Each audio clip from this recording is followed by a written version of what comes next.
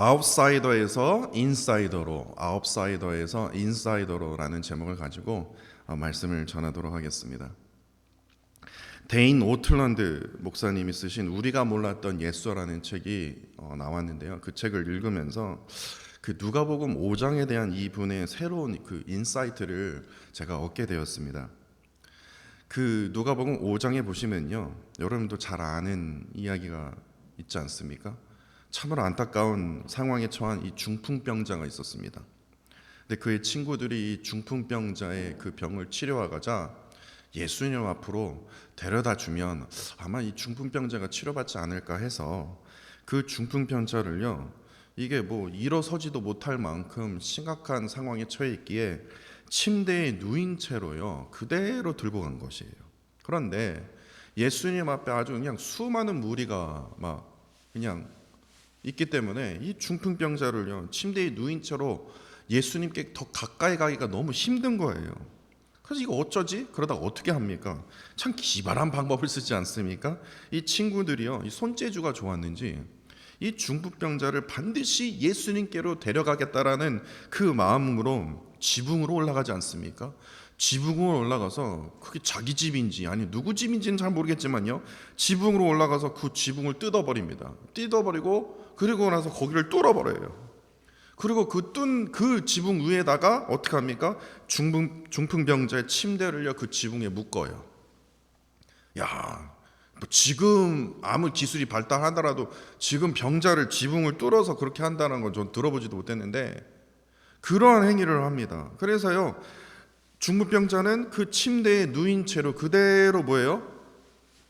지붕에서 이렇게 내리는 거예요. 예수님 앞으로 조심스럽게 이게 침대가 이렇게 사르르 내려오는 겁니다. 그러니까 예수님 그거 보면서 되게 황당했을 거 아닙니까? 이러한 기가 막힌 방법으로 예수님께 나아갔어요. 수많은 무리들을 뚫고요 그 친구들이 그렇게 막 힘을 빼가면서 막 애쓰면서 지붕을 뚫어가면서 겨우 예수님 앞에 딱 나아갔어요. 그랬더니 예수님은요 그 친구들이 보는 앞에서 그 중풍병자에게 결국에 이렇게 말씀하십니다. 누가복음 5장 20절입니다. 이 사람아 제사함을 받았느니라. 엥? 예수님 뭐라고요? 이렇게 말했을 것 같아요. 왜냐? 분명히 지금 친구들은요 중풍병자의 죄사함을 받기 위해서 그렇게 한 게 아니라고요.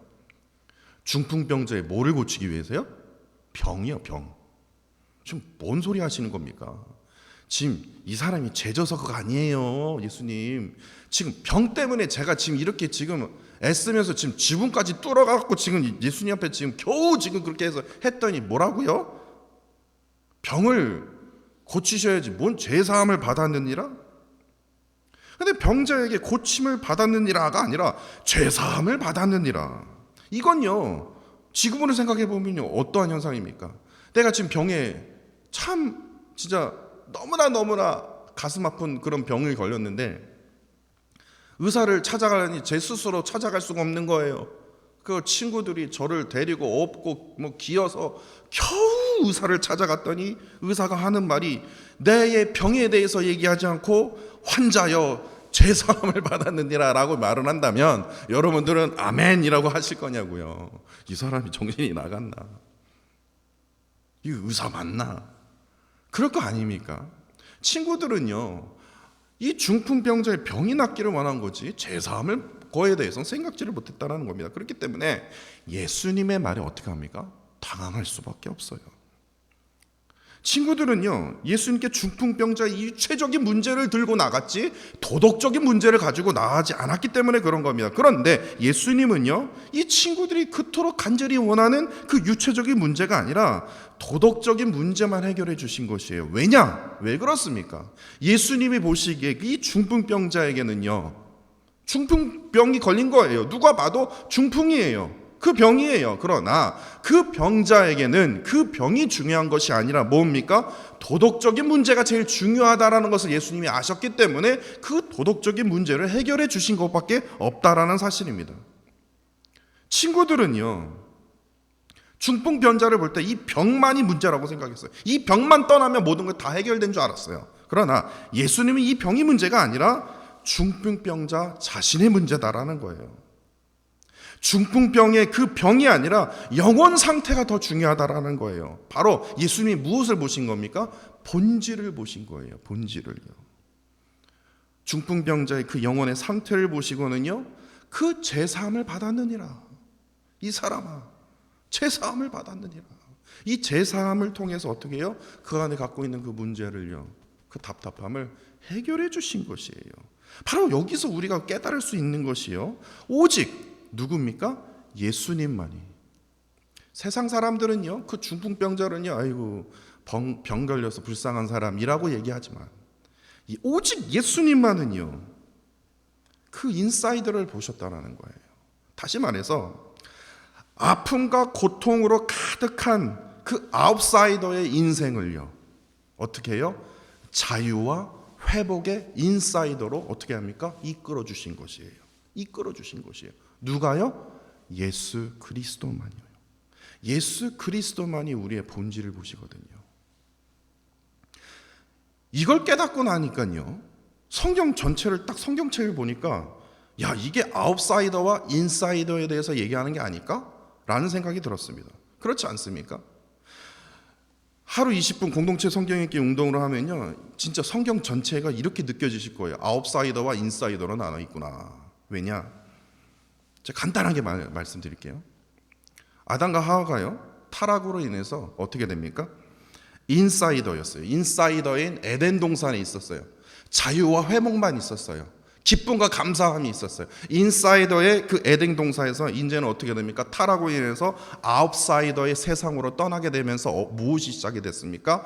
아픔과 고통이 시작되지 않았습니까? 그러자 하나님께서 어떻게 합니까? 노아와 그의 가족들을 아픔과 고통의 그 아웃사이더에서 자유와 회복을 뜻하는 그 인사이더인 뭡니까? 노아를, 그 방주를 허락하심으로써 그의 가족들을 어떻게 합니까? 구원하게 하시지 않습니까? 이후에 이집트의 노예로 아픔과 고통의 아웃사이더였던 이들을 하나님께서 모세를 통해서 홍해를 직접 가르심으로 뭐합니까? 자유와 회복의 인사이더인 뭐를 일으키십니까? 출애굽의 역사를 일으키시지 않습니까? 그럼에도 이스라엘 백성들은 약속의 땅으로 가지 못해서 광야에서 40년 동안 헤매면서 아픔과 고통의 아웃사이더의 인생을 살게 되죠. 그러자 하나님께서 여호수아를 통해서 자유와 회복의 인사이더인 약속의 땅, 그 가나안 땅으로 인도해 주시지 않습니까? 그러자 이스라엘 백성들이 그 인사이더에서 forever 평안하게 살았습니까? 아니에요.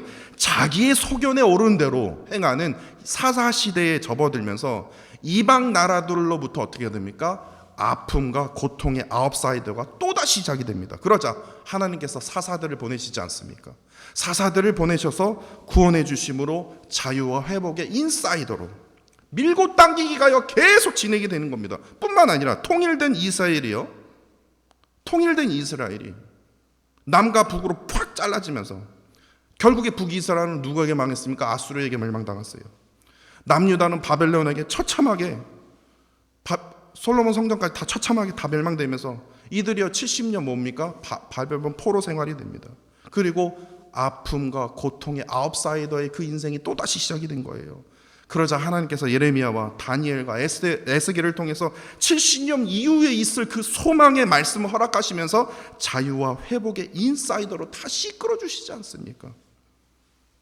아수르, 바벨론, 페르시아로 넘어오면서 하만의 계략으로 모든 유대인들이 죽음을 당하게 되는 아픔과 고통에 또 아웃사이드가 딱 시작이 되자 하나님께서 또다시 모르드게와 에스더를 통해서 모든 유대인들을 자유와 회복의 그 인사이더로 구원해 하시는 그런 일들이 성경에요. 제가 지금 짧게 얘기한 거예요. 계속 밀고 당기기가 시작이 된 겁니다. 그 이야기로 가득해요. 하나님께서는 이처럼 아픔과 고통의 아웃사이더에 살았던 그 인간을요, 제발 좀 안으로 들어오면 안 되냐? 내가 자유를 줄게. 내가 회복해 줄게. 인사이드로 좀 들어오면 안 되냐? 끊임없이 밀고 당기기가 시작이 되는데 결국에는요, 하나님께서 비장의 카드를 꺼내지 않습니까? 나 이거 하는 것도 이제 너무 힘들다. 내가 한 방에 해결할 문제를 내가 이거를 해야 되겠구나. 그러면서 비장의 카드를 꺼내는데 그것이 바로 하나님의 독생자 예수 그리스도를 우리에게 보내주셨다는 겁니다. 모든 인간의 죄를 단 한 번에 십자가의 죽으심으로 아픔과 고통의 그 아웃사이더에서 계속해서 맴돌았던 그 인간을요, 어떻게 해요? 온전한 자유와 회복의 인사이더인 그리스도인으로 우리를 변화시켜 주셨다라는 겁니다. 그렇기 때문에 우리는 어떻게 합니까? 누구든지 주 예수 그리스도의 이름을 부르는 자는 무엇을 얻어요? 구원을 얻는다는 거예요. 그게 뭡니까? 자유와 회복의 인사이더. 그 삶을요, 하나님이요, 한 방의 카드를 꺼내주신 것이에요. 이제는 밀고 땡기기가 필요 없다는 겁니다. 이런 의미에서 오늘 본문을 한번 자세히 보십시오. 요셉을 통해서 아주 중요한 그 은혜를 깨닫게 되는데, 참 저도 이제부터 나도 이렇게 살아야 되겠다. 저도 참 많이 은혜를 받은 것이 무엇이냐면, 사실 오늘 본문 말씀은요, 우리가 정말 많이 들었던 말씀입니다. 저는 어렸을 때부터 들었어요. 그 주일학교에서 제일 인기가 있는, 제일 많이 나누는 그 이해 중에 하나가 바로 요셉입니다. 왜냐, 요셉은요, 이 요셉 이꼬르 형통이라는 어떤 그런 이미지가 떠오르기 때문에 요셉처럼 살아야 된다는 거예요. 요셉이 예수님같이 막 그렇게 강조하지 않습니까? 그렇게 하면 요셉 이꼬르 뭡니까? 형통이에요. 왜냐? 요셉은 어느 곳에 있든지 뭐예요? 형통함의 은혜를 누렸다라는 거예요. 예를 들어서 보디발 집에 이제 노예로 팔려갔어도 가정 총무가 되는 형통함. 요셉이 감옥에 끌려갔어도 간수장의 은혜를 입게 되는 형통함을 보게 되게 해요. 또 나중에 이제 이집트의 국무총리가 되는 그런 은혜를 입기 때문에 요셉 이꼬르 형통함이라는 겁니다. 근데 저희가 그게 인식이 확 박혀 있었어요. 그런데 본문을 다시 읽어보고 다시 읽어보고 다시 읽어보고 하면서 느껴지는 게, 어떻게 해서 요셉이 형통했어? 이게 말이 돼? 라는 겁니다. 한번 자세히 한번 읽어보세요. 요셉은요, 승승장구한 게 아닙니다. 계속해서 망해가고 있다라는 겁니다. 여러분들 그걸 잘 보셔야 돼요. 왜냐? 결국에 오늘 본문만 봐도요, 감옥에 갇혔기 때문에 그렇습니다. 결론이 그거 아닙니까? 간수장의 은혜를 받아서 거기서 무슨 거기서 일을 했더라 하면 뭐합니까? 지금 신세가 감옥에서 갇힌 인생인데요. 아니, 거기서 잘 나가봤자 뭐하냐고요. 감옥에서 반장해봤자 뭐하냐고요. 결국에 인생이 감옥인데요. 그렇지 않습니까? 노예로 팔려가서 거기서 어떻게든 인정받아서 일반 사람이 돼야 되는 거 아닙니까? 그래야지 형통함의 은혜를 누렸다고 우리가 말할 수 있는데, 노예에서 살다가 또 감옥에 갇혔대요. 거기서 반장 됐대요. 반장 된 거 너무 잘 된 거예요. 근데 감옥이요, 하나님? 근데 성경은요, 계속해서 형통했대요. 그래서 내가 형통이 이게 무슨 뜻인가 그래서 국어사전에 제가 찾아봤어요. 국어사전에 이렇게 되어 있습니다. 형통은요, 모든 일이 뜻대로 잘 되어감, 이렇게 되어 있어요. 한번 찾아보세요. 제가 정리 내린 게 아니라 국어사전에 형통이라는 게요, 모든 일이 뜻대로 잘 되어감. 그럼 요셉이 하는 일마다 잘 되었습니까? 가정총무되고, 거기서 반장 됐잖아요. 감옥에서 반장 됐. 감옥이잖아요. 노예잖아요. 만약에 요셉이 형통했다면 아버지 야곱의 이쁨을 받기 전에 형들한테 미움을 받지 아니어야 되고 노예로 팔려가지 않아야 되는 게 정상 아닙니까? 아니, 요셉이 가정총무가 됐잖아요. 아니, 가정총무가 되기 전에 보디발의 그 아내로부터 억울한 일을 당하지 말아야지 그게 형통하다고 말할 수 있는 거 아닙니까? 아니, 감옥에서 반장했잖아요. 재반에 그 재반 사무를 맡기는 어떤 그런 일들을 했잖아요. 아니요, 감옥에 갇히지 말아야 되는 게 그게 형통 하나 아닙니까? 그러니까 상식적으로 생각을 한다면, 또한 냉정하게 본다면 요셉은요, 이게 형통한 사람이다. 그럼 형통한 사람은 감옥에 갇혀야 됩니까? 그러면 노예로 팔려야 합니까? 그럼 저 뭔 소리 하는 거야? 이렇게 말할 거라는 겁니다. 그리고요, 그래도 끝이 중요하지 않습니까, 목사님? 이집트의 총무가 되지 않았습니까? 예, 총무가 됐어요. 그러면 뭐합니까? 그가 젊어서 너무나 고생을 많이 해서 그런지 막내 요셉이요, 형들보다 수명이 짧은 거 아십니까? 빨리 죽었어요. 누리지도 못했어요. 근데 성경은 형통이래요.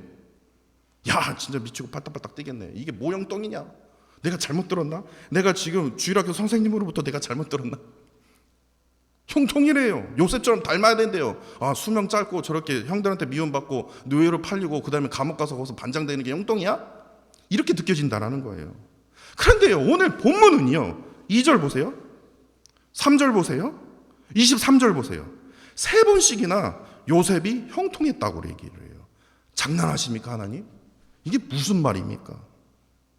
오늘 본문은요, 다시 말해서 이렇게 말할 수가 있어요. 모든 일이 뜻대로 잘 되어가는 것이 형통이 아니라, 오늘 성경이 말하는 형통은 요셉처럼 살만하면 뭐합니까? 꼬이고 망하게 되는 반복이 형통이라고 말하는 거예요. 가정총무로 이제 살만했더니 이제 보디발에 이렇게 되고, 살만했더니 또 이렇게 해서 또 이렇게 되고. 아니, 이게 어떻게 형통인가? 도대체 궁금한 게 이거예요. 하나님께서 뜻하시는 형통이 무엇입니까? 하나님께서 진정으로 원하시는 그 요셉의 형통이 무엇입니까? 지금 장난하고자 오늘 본문 말씀을 우리에게 주신 거 아니지 않습니까? 하나님께서 진정으로 요셉에게 허락하신 형통이 무엇입니까? 찾고 구하자 제가 깨닫게 된 것이 바로 이거였어요. 앞서 말씀드렸듯이 오늘 본문에 형통이라는 단어가 총 3번이 등장합니다. 근데 이보다 더 많이 등장하는 단어가 바로 함께입니다. 함께요. 그러니까 형통이라는 거를 지워버리세요. 함께예요. 형통보다 더 중요한 게 함께입니다. 함께라는 단어가 총 4번이나 등장합니다. 다시 말해서 여호와께서 요셉을 형통하게 하셨다는 것보다 더 중요한 것이, 그것이 무엇이냐? 바로 여호와께서 요셉과 뭐예요? 늘 함께 하셨다는 거예요. 여기서부터 시작이 돼야 돼요. 그러면 오늘 본문 말씀이 조금이나마 이해가 됩니다. 요셉은요, 분명히 형들로부터, 또한 보디발의 아내로부터, 또한 감옥에서 아픔과 고통으로 가득한 그야말로 뭡니까? 아웃사이더의 삶이었어요. 그러지 않습니까? 그는 아웃사이더예요. 인정받지 못한 아웃사이더입니다. 그랬던 그가 자유와 회복의 그 인사이더의 삶이 될 수 있었던 그 이유가, 그 원동력이 바로 뭡니까? 여호와 하나님께서 요셉과 뭐를 했다고요? 함께 하셨다라는 거예요. 함께 하셨다라는 거예요.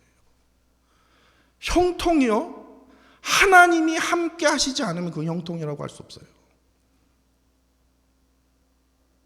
그런데요, 하나님이 함께 하지 않는 것을 뭐라고 그래요? 세상 사람들은 형통이라고 얘기를 해요. 눈에 보이는 것만 형통이라고 얘기를 해요. 눈에 보이지 않는 것은 형통이 아니라고 말을 합니다. 하나님이 나와 함께 하는 게 형통이에요. 지금 비즈니스가 잘 되고 우리 자녀가 아주 그냥 깨깔나게 그냥 공부를 너무너무 잘하고 그냥, 그게 형통이 아니다라는 거예요. 큰 집에 살고 좋은 차 타고 그게 형통이라고요? 내가 하는 일마다 쪽쪽이 다 잘 되고요, 대박이 나고요, 그게 형통이라고요? 아니요. 그 안에 하나님이 없으면요 아무것도 아닙니다. 제가 뉴스그룹에 내가 그렇게 한번 퀴즈를 냈거든요. 굿, G-O-O-D, 굿, 좋다, 선하다. 굿 마이너스 God, G-O-D 이꼬르 뭐냐? 내가 그랬어요. What is good minus God? 그랬더니 애들이 뭐야? 저게 뭐야? 뭡니까? 지로입니다. 지로요. 네. 집에 가서 한번 써보세요. 왜 지로인지. 아무리 내가 잘 나가도요, 형통이라고 뜻하는 그 굿, 거기에 하나님이 빠지면요 내 안에 아무것도 없는 거예요. 다시 말해서 하나님이 내 안에 없으면요, 나와 함께 하지 않으면요 무슨 형통입니까? 그렇게 오늘 본문은요 우리에게 진정한 형통의 그 의미를 지금 우리에게 전달해 주고 있다는 겁니다. 내가 하는 일마다 다 잘 되어 가는 것이 형통이 아니에요. 좋은 대학 가고 결혼 잘했고 아이들 많이 낳고 그게 형통이 아니라 하나님의 그 가정에, 하나님의 그 교회에, 하나님의 그 사업장에 있는 것이 바로, 거하는 것이 바로 진정한 형통의 의미라는 겁니다. 세상의 삶은요 어떻습니까? 항상 기쁩니까? 아니요. 아픔과 고통으로 가득한 아웃사이더의 삶이 될 수밖에 없어요. 쉬운 예로 건강에 문제가 될 수도 있고, 경제적인 문제가 될 수도 있고, 관계의 문제 등등 진짜 인간이 가지는 수많은 사건들로 하여금 어떻게 됩니까? 아픔과 고통이 끊이지 않는 그 아웃사이더의 삶이 될 수밖에 없었다라는 겁니다. 그러나 이러한 상황 속에서라도 뭡니까? 하나님이 함께 하시면, 하나님이 나와 더해 주시면 어떻게 됩니까? 형통함의 은혜를 누릴 수 있다라는 겁니다. 요셉은요, 이러한 비밀을 알고 있었어요. 그걸 깨닫게 되었습니다. 하나님으로부터 형통함의 은혜를 요셉은 이미 알고 있었어요. 비록 자신이요, 형들의 배신으로 하여금 이집트의 노예 신세가 되어도요, 그는 하나님을 붙든 자였어요. 요셉이 억울한 일로 누명에 뒤집어 쓰여도요, 감옥에 갇혀도 인제는 노예 생활인데 인제는 감옥 생활해야 되냐? 진짜 우울증 걸릴 것 같지 않습니까? 거기서 반장해봤자 뭐하냐고요. 내 신세가 지금 감옥에 있는데요. 감옥에서 반장한다고 뭐 거기서 뭐 나옵니까? 그런데도요, 그런 억울한 일로 감옥살이를 해도 그는 하나님을 붙들었다라는 겁니다. 에이, 목사님이 말하는 거 아니에요? 아니요. 그 증거를 제가 9절에서 발견할 수 있었습니다. 9절 하반절입니다. 요셉이 이렇게 말합니다. 내가 어찌 이 큰 악을 행하여 하나님께 죄를 지으리까? 지금 이게 어떤 상황입니까? 이 보디발의 아내가요, 요셉이 이렇게 생겼다고 얘기하지 않습니까? 용모가 빼어나고 아름다웠다.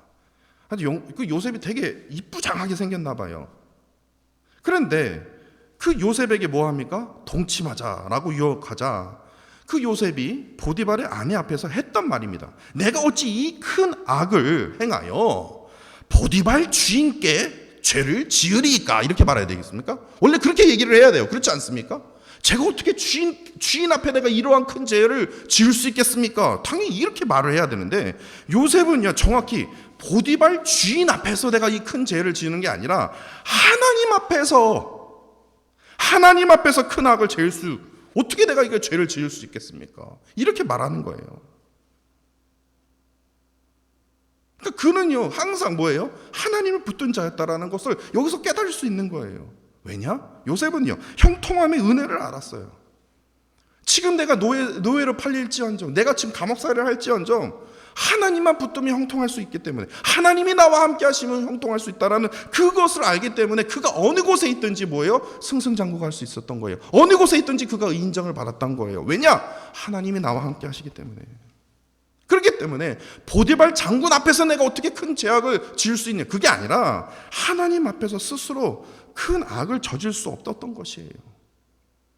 보디발과 함께 있었기 때문에 형통한 게 아니라, 그렇죠, 사람들은 아이고 제가 진짜 아주 사람 잘 만났네, 주인장을 잘 만났네, 그렇게 해서 저렇게 잘 나갔네, 세상 사람들은 그렇게 얘기할 겁니다. 그러나 요셉은 아니라는 거예요. 하나님이 나와 함께 하셨기 때문에, 그렇기 때문에 내가 하나님 앞에서 뭐예요? 큰 죄악을 저지를 수 없다라는 거예요. 그러한 형통함의 은혜를 그 요셉은 알았다라는 거예요. 이것을 조금 더 넓게 한번 해석을 해볼까요?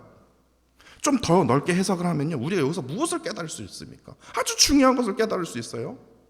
요셉이 형들로부터 버림받아서요, 노예로 팔려갔을 때 얼마나 비참했겠습니까?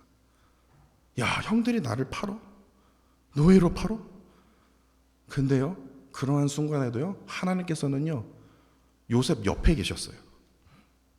요셉 옆에 계셨기 때문에 그가 외롭지 않았다는 겁니다.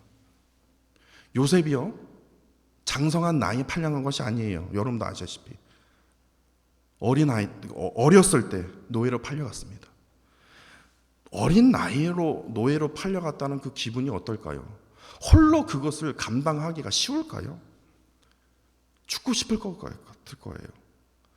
어린 나이로서 이것을 감당하기가 참으로 힘들었을 거예요.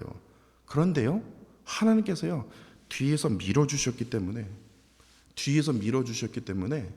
요셉이 하는 일마다 열심히 하게 된 것이에요. 하나님이 뒤에서 밀어주시니까요. 그리고 제일 중요한 건 하나님께서 요셉 앞에 늘 지켜보고 계시기 때문에 요셉은요, 하나님 앞에서 성실할 수밖에 없었어요. 그러니까 주인은 자기 앞에서 성실한 것 같다도 아니요, 요셉은 하나님 앞에서 성실할 수밖에 없었다는 거예요. 그렇기 때문에 죄를 지을 수가 없었다라는 겁니다. 이처럼 하나님께서는요, 요셉 옆에, 요셉 뒤에, 또한 요셉 앞에 늘 함께 하셨기 때문에 비록 자신은요, 아픔과 고통의 아웃사이더의 그 인생을 산다 할지라도 요셉은요, 항상 마음속에 하나님께서는 반드시 나에게 자유와 회복의 인사이더인 그러한 삶으로 인도해 주실 것이라는 그 확신이 그 안에 있었다라는 겁니다. 그것이 뭐냐? 하나님이 나와 함께 하신다는 그 형통함이요. 그 형통함이요. 그것을 요셉은 알고 있었다라는 거예요. 이런 의미에서 우리가 우리의 인생을 생각해 본다면, 야, 이게 진짜 중요한 거 아닐까라는 생각이 들었습니다. 그것이 무엇이냐? 우리의 인생에 있어서 누구와 함께 하고 있느냐, 이게 정말 중요하지 않습니까? 누구와 함께 하고 있느냐, 또한 누구를 지금 따라가고 있느냐에 따라서 우리의 삶의 질이 달라진다라는 거예요. 돈, 명예. 이거는 삶의 질이 달라져요. 돈 하면요, 참 그것이 좀 아름다웠으면 좋겠어요. 그냥 자녀. 그냥 뭐 대학. 뭐 집. 뭐 여러 가지 될 수 있겠죠.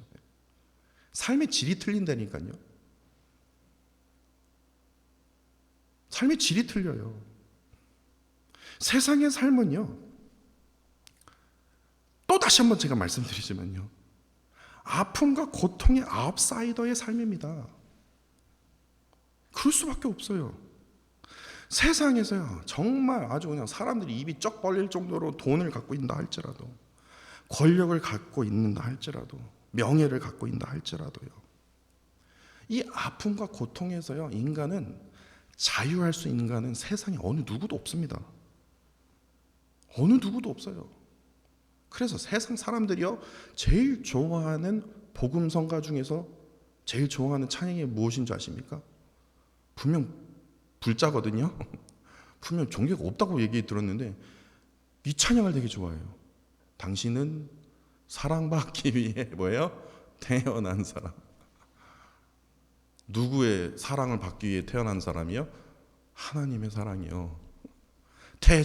태초부터 시작된 하나님의 사랑, 이게 지금 강조가 되어야 되는데 당신은 사랑받기 위해, 잠깐만요, 제일 중요한 게 여기거든요. 그러니까 저 이거 바꾸고 싶더라고요. 태초부터 시작된 하나님의 사랑, 이게 지금 강조가 되는 이 복음성가인데, 이게 당신은 사랑받기 위해 태어난 사람, 이게 알맹이가 빠진 느낌, 어떤 그런 느낌이 들었는데,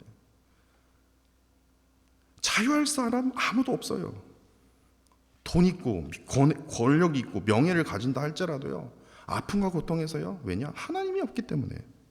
그러나 하나님만이 우리의 삶의 주인이 되시고 하나님만이 우리의 삶의 인도자 되심을 믿고 그분과 동행하는 삶을 살게 된다면 세상에 어떠한 아픔이 찾아오겠죠. 고통이 찾아온다 할지라도 하늘 위로부터 내려오는 그 평강과 그 은혜를 하나님께서 우리에게 더하여 주시기 때문에 결국에요, 요셉과 동일한 뭐합니까? 동일한 은혜를, 동일한 형통함의 그 은혜를 우리가 누릴 수 있는 것입니다. 지금 이 시간에도요, 지금 이 순간에도요, 하나님은 우리 옆에서, 우리 뒤에서요, 그리고 또한 우리 앞에서 우리를 아주 그냥 강력하게 붙들어 주시는 전능하신 하나님이심을 우리가 단 한순간도 잊지 말아야 될 겁니다. 이러한 순간에도요, 하나님은 우리를 붙잡고 있는데 우리는 어떻습니까? 계속해서 돈을 붙잡아요. 자식을 붙잡아요. 사람을 붙잡아요. 아니면 세상의 것들로 계속 붙잡고 있다라는 거예요. 어떤 사람은 게임을 붙잡아요. 50세, 60세가 됐는데도 게임을 해요. 너무나 안타까워요. 제가 인스타그램에 오늘 팔로우하는 어떤 사모님이 계시는데 그 사모님이 그림을 좀 잘 그리세요. 근데 그림을 좀 잘 그리시는데 어떻게 하다가 이제 사모들의 모임이 되어버렸나 봐요. 그래서 사모님들의 갖고 있는 좀 걱정을, 기도 제목이나 걱정을 한번 털어보세요 했더니요, 제가 아주 황당해가고 제일 먼저 올라온 게 무엇인 줄 아십니까? 저희 남편이 목사인데요, 예배만 끝나자마자 집에서 뭐 하는 줄 아십니까? 게임에 미쳐 있어요. 내가 속으로 그랬어요. 오죽하면 그러겠냐. 야, 그런 목사들 엄청 많습니다. 게임에 미쳐 있어요. 아니 뭐 설교 준비 다 하겠죠. 말씀 보겠지만요, 취미 생활이 게임이에요. 뭐 그게 나쁘다라는 거 아닙니다. 또 저한테 욕하는 사람 있겠네요. 또 너는 뭐 게임 안 하냐 막 그러면서, 저 게임 안 합니다. 이래요. 왜냐? 하나님만이 나의 만족감이 안 되기 때문에 그런 거 아닙니까? 게임이 문제가 아니라 하나님께서 하신 말씀이 나에게 만족감이 안 되면요, 하나님이 앞에서 뒤에서 옆에서 그냥 강하게 붙들어 주는데도요, 계속해서 인간은요, 목사인 나조차도요, 세상의 것을 붙들어요. 왜 그래야 됩니까? 그러면서 기도하면서 부르짖는 게 뭡니까? 형통해지면 안 됩니까, 하나님? 경제적으로 좀 자유를 누리면 안 됩니까? 좀 사람과의 관계에서 좀 해결해 주시면 안 됩니까? 그럼 끝까지 해결 못 받아요. 왜냐? 하나님을 붙들지 않기 때문에.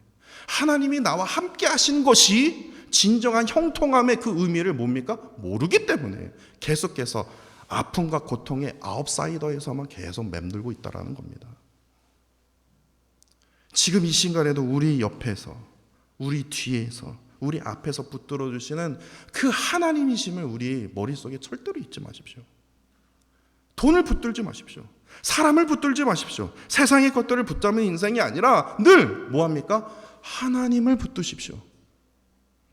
하나님이 없는데 어떻게 붙드십니까? 성경 말씀을 붙드십시오. 묵상하십시오. 하나님께서요, 예레미야에게 하셨던 아주 귀한 말씀이 있습니다. 1장만 봐도 나와요.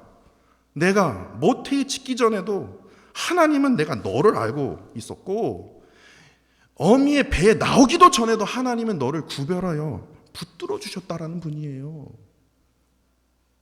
이거는 예레미야에게만 하는 것이 아니라 우리에게도 하신 말씀이에요. 아니요, 성경 전체에 있는 신앙의 선조들을요, 태에 나오기도 전에, 모태에도 짓기도 전에 하나님은요, 앞에서 뒤에서 옆에서 그냥 강하게 붙들어 주셨다라는 거예요. 그만큼 뭐합니까? 나를 끝까지 포기하지 아니하시는 사랑의 하나님, 은혜의 하나님이라는 거예요. 그 하나님을 기억할 때요, 우리의 인생이 아웃사이더의 인생이 될 수 있지만 그 아웃사이더에서 어떻게 돼요? 인사이더로요, 제사함을 받았느니라. 이게 무슨 말입니까? 평안함을 누려라. 내가 너의 마음을 안다. 그 답답한 마음에서 자유함을 누려라. 회복함을 누려라. 그 뜻 아닙니까? 그 중풍병자가 그 얘기를 듣고 병을 낫지 않습니까? 그러한 은혜를 아웃사이더에서 인사이더로 인도하여 주시는 그 하나님의 그 음성에 저와 사랑하는 성도 여러분들이 하나님께로 나아가겠습니다. 하나님을 더 가까이, 더 붙들겠습니다. 이를 통해서 정말 놀라운 그 은혜를 체험하는 저와 사랑하는 성도 여러분들이 되시기를 간절히 원합니다.